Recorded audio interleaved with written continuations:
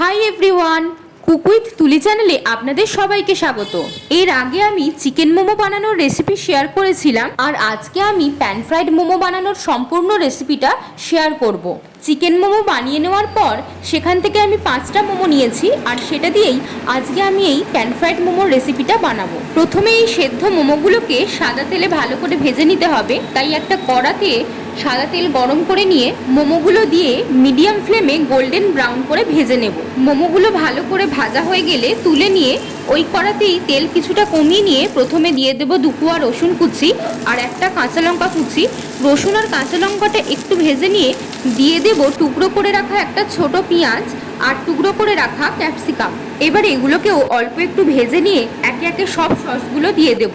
প্রথমে দেব 1 টেবিল চামচ soya sauce, 3 table চামচ টমেটো কেচাপ, 2 টেবিল চামচ চিলি সস, আর মোমোর জন্য যে চাটনিটা বানিয়েছিলাম সেখান থেকে 1 টেবিল চামচ দিয়ে দেব। আর দেব নুন আর হাফ চা চামচ চিনি।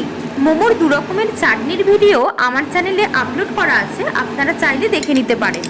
এবার ভালো করে মিশিয়ে নিয়ে 1.5 থেকে 2 মিনিট রান্না করে নেব। তারপর দিয়ে দেব 2 টেবিল চামচ মেয়োনিজ। আবারও ভালো করে মিশিয়ে নিয়ে ভেজে রাখা মোমোগুলোকে দিয়ে 2 থেকে 3 মিনিটের মতো রান্না করে নেব। প্যান ফ্রাইড মোমো প্রায় তৈরি হয়ে এসেছে।